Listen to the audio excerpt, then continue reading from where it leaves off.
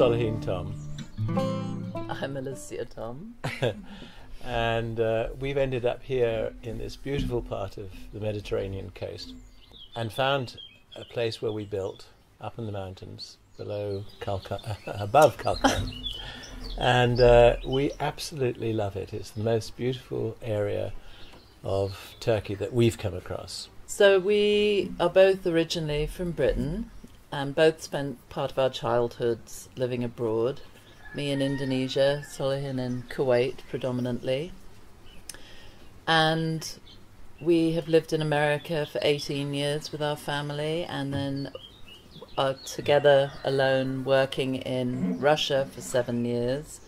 And while we were in Russia, we were looking for somewhere that we could get away to that had nature and sea to recharge us and restore us. And I discovered this beautiful spot. And when we finished working in Russia 6 years ago, I came here with the intent, we both came here with the intent of giving ourselves a year's sabbatical. And 6 years later, we're still here because we love it. Yeah. One of the things for me that's very important is living in nature, is growing some of our own food. The idea of having our own olives and making our own olive oil makes me beyond excited and delighted. We have our own pomegranates and figs and grapes. We make our own wine with a co-op of Turkish and foreign people.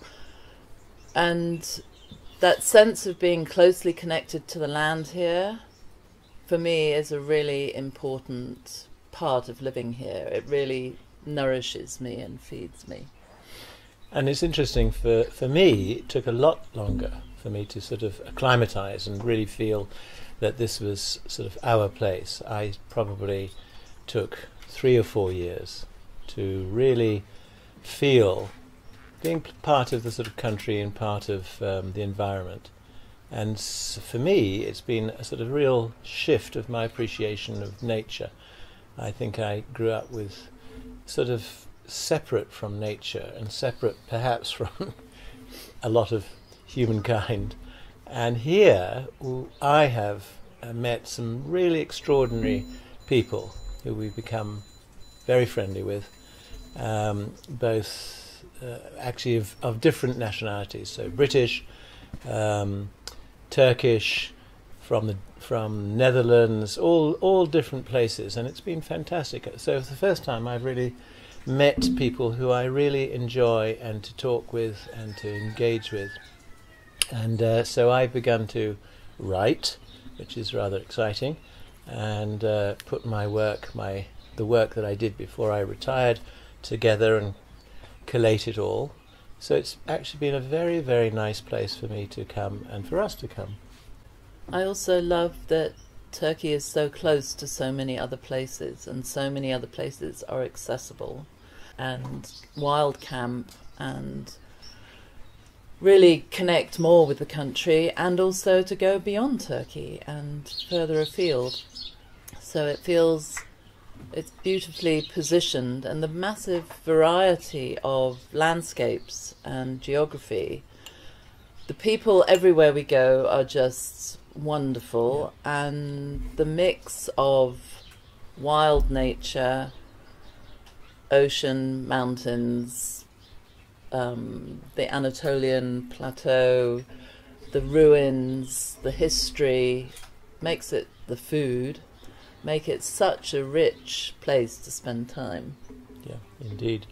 So we are planning to, when we talk about our van, we're planning to go all around Turkey, but also to spread our wings and to go into other countries, perhaps Georgia, Iran, certainly into Europe, possibly way over to Spain, and we've even talked about going down to or over to South Africa, which would be a fantastic journey.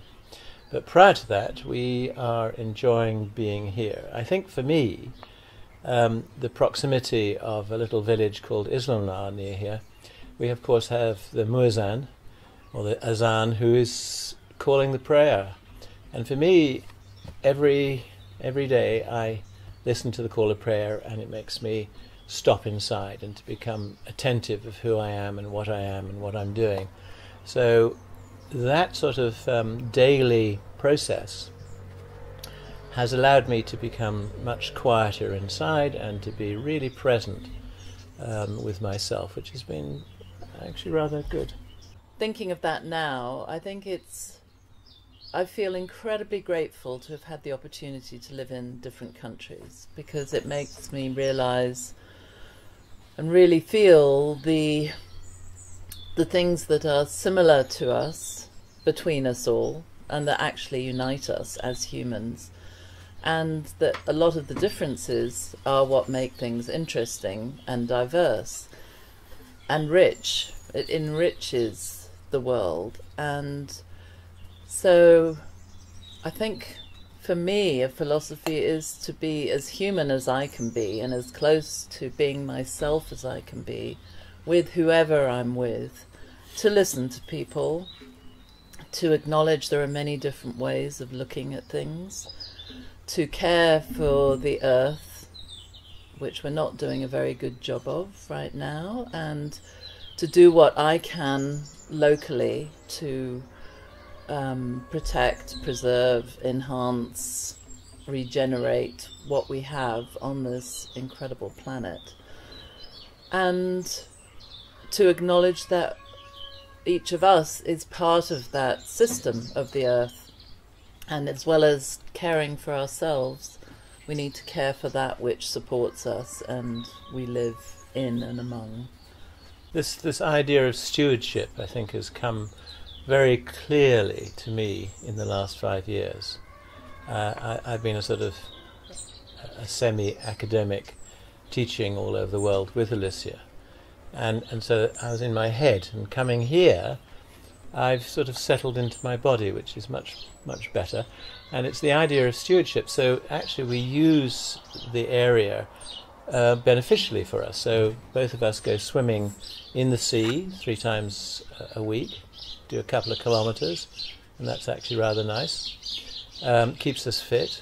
We actually do intermittent fasting, so we, on the whole, are having 1 meal a day, which is extremely good for our physiology. We really sort of have taken advantage of being here and being, as I said, stewards of this land. So, as Alicia had said, that we've got small pomegranate orchard and a small olive orchard, and other fruit trees. And so we're looking after the land in that way. And it's most rewarding. It's fantastic. The only thing that we haven't got is chickens and goats, which I don't think we'll do, because... Which I have wanted, but I'm not She's allowed. wanted, she's not allowed. Nor cats or dogs, but anyway. Yeah, so I'm extremely pleased to be able to live here. It's been fantastic. And I lived 18 years in Kuwait. I lived a couple of years in Afghanistan, 1 in Beirut in the Lebanon, and then of course England and America and Russia. And so, as Alicia said, we are so full of gratitude that we've lived this extraordinary life, which has been wide and expansive, and allowed us to really engage with so many different types of people. And that, for me and you, has been one of sort of the deep things that we can always sort of say that's what's taught us. It's taught us to be wide and expansive in our thinking. I'm still learning how to be wide and expansive in my thinking. Lizzie is much better. She's more it's more innate in her. For me, I've had to sort of fight a instinctual process of being reflexive rather than reflective, and that's in my 70th odd year, or 71st year, I'm beginning to be a bit better, which is rather nice. Well, I think it's the recognition that this is a lifelong journey. Mm-hmm. We never reach a point where we've got it all and everything is sort of static and you've arrived. I feel like we're on a journey which will continue until we die. And it's about learning and exploring and adventuring and trying new things. And deep relationships with people over decades, and new relationships where we learn other things. And we haven't mentioned that we have 4 children, who are of course all very grown up, who live in Costa Rica, the west coast of the US, France and Hawaii, and 4 beautiful granddaughters who we are obviously far away from and haven't, especially during the pandemic, been able to see them. And in one sense, there's nowhere we could live where we'd be close to everybody. So we chose the place where we could be close to ourselves, really, where we really love it. They love coming here. The distance is difficult, but they are all very happy that we love being here. They love that we love where we live and that they can come here. We go to them whenever we can, and at this moment, this week, all 4 of them, their partners and the children, are all together in Los Angeles, which makes my heart very full because they haven't all been together for 2 years, so it's wonderful. And so family relationships are very important as well, maintaining and taking the opportunities to see them. My mother's still alive at 89, she'll be 90 next year. And I recently met with all my siblings, except for one who couldn't get there because of pandemic restrictions, and my mother in Italy, which was great to be able to be together again. So for me, relationships are really important, and maintaining, you know, having relationships we've had for 50 years or more, plus family ones, which are obviously longer, just feels so important and such an integral part of life. So for me, it's, I guess everything is about relationships. It's about relationships with family, relationships with friends, relationships with the land and countries and culture and food and history, each other. You know, it's how, and tending to those relationships, to keep them healthy and real. Gosh, what a lot. Do you need us to say anything else? So you asked the question, why the van? Why the van, yes. Indeed. I can't remember exactly when I first started becoming aware of van life. I know our youngest daughter mentioned considering it 2 or 3 years ago, and I'd never heard about it. But some point early last year, I started to hear about van life, see it. I was really taken with the idea of a tiny home that you could take wherever you wanted to go, and really impressed by how beautiful people had made their vans and how comfortable. I've always loved camping. We camped a lot with our children in tents. In our early days, we had no money to do holidays or trips any other way. Not at all. And I love sleeping outside in a tent, being in nature. And I thought, gosh, a van is a way to do that at this time of our life, where we can be really comfortable and avoid having to pack every time we go away. I really dislike packing. So I started to watch videos and hear about, and then I suggested it to Solihin, who was not keen at all, especially the idea of us building one. He was like, nah. And it was this feeling of it being delayed, and I thought, we're actually at a point in our life where we can't delay things. If we want, you can't go, well, we'll do that in 5 years or 10 years, because we don't know. Actually, throughout your whole life, you don't know, but no. The end is more in sight at this point in our life. My carpentry skills, etc., are a long, long, long way back. So it was sort of the angst of thinking I'm going to have to pull up all these skills that I've actually sort of lost, really.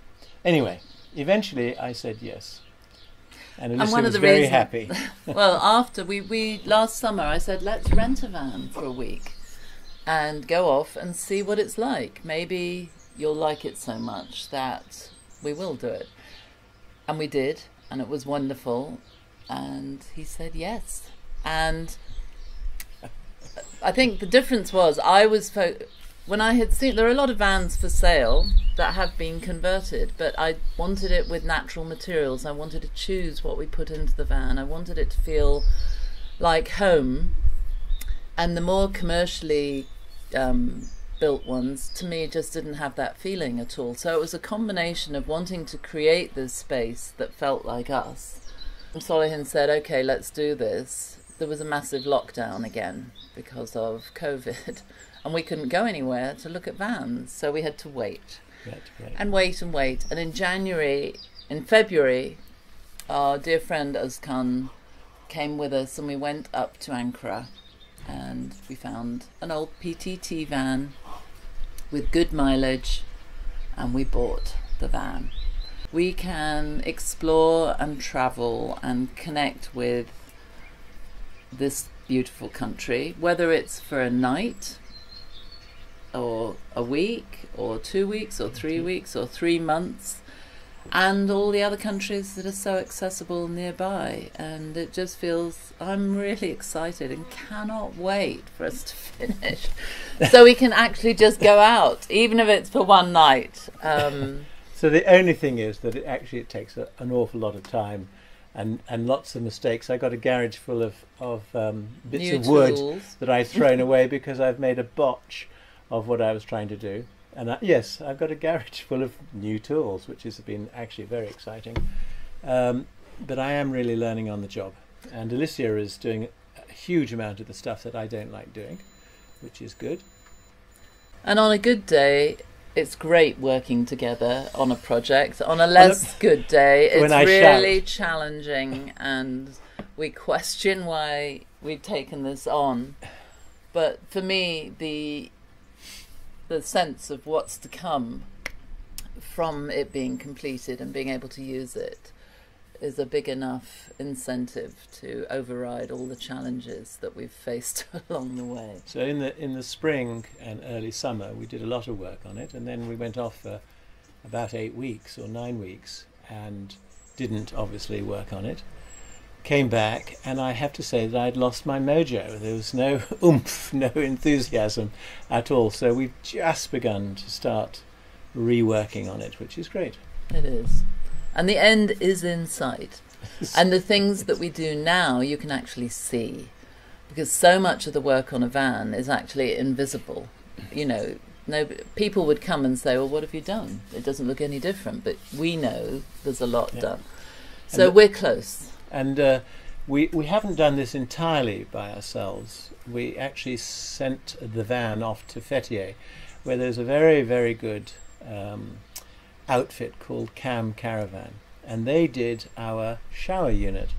Now, it's not that I couldn't do it, but I just had real difficulty in finding the materials that we needed to waterproof the shower unit. So I got them to do it, or we got them to do it, and they've done a good job.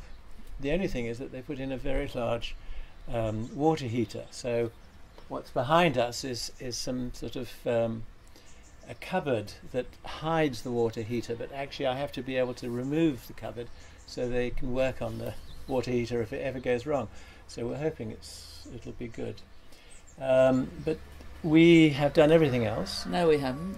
Haven't we? We had our solar done, yes, which is where we met you guys. The solar, yeah. And our friend Jari at Let's Go Camper in Antalya, who we rented from last year, has been really helpful in ordering things like windows, and we had the windows installed by Caravan and the fans. That is true, actually. Yes. The more tricky stuff, we thought, we're not proud, we can let other people do this. Humble we are.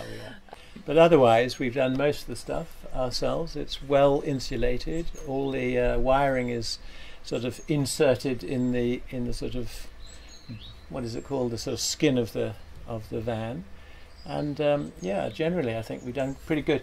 We've got a bed actually is going to sit obviously behind us. It's out at the moment, It's going to be a fixed bed, and we took material from IKEA, so we've got a very soft, springy mattress and a good what do you call them? The bed slats. The bed slats. So it'll be very comfortable actually, and we've sort of slightly indented on either side so that we've actually got a sort of 190, 185 width, which is good. Yeah, so we're looking forward to having it all painted and looking good. Alicia does all the stuff I hate, which is doing the painting and the rubbing down and the sanding, and she complains a lot because I usually make a mess of the woodwork that I've done, and then she has and then he goes, "You clean this up now, fill it," and you just have to fill it. It's not quite like that, but it almost is. But there will be a van tour one day, and it's all done. So we're very happy. And Alicia didn't say that it's a 2016 Ducato, a 2.2 engine, maxi, 15 cubic meters. So it's actually quite a nice size. Yeah, I love driving it. It's great, and you have a fantastic view because it's higher than a car when you're driving around. And it seems to be able to fit into quite narrow, small spaces. If you'd like to follow our erratic YouTube channel, we do not post regularly, and we haven't posted anything, I think, since June. But we will start again. It's called Divan Life. We didn't introduce her. No, she is called Divan, which is a joke in English on the word van, but also because divan means so many wonderful things, like a comfortable place to rest, a collection of poetry, a group of counsellors, or a council who make decisions. And when we were staying in Ankara, we stayed at the Divan Hotel, and I suddenly saw on the menu the name, and we said we have to call her Divan. There was no doubt about it actually. So we're very pleased to Divan Life. introduce you to Divan and Divan Life.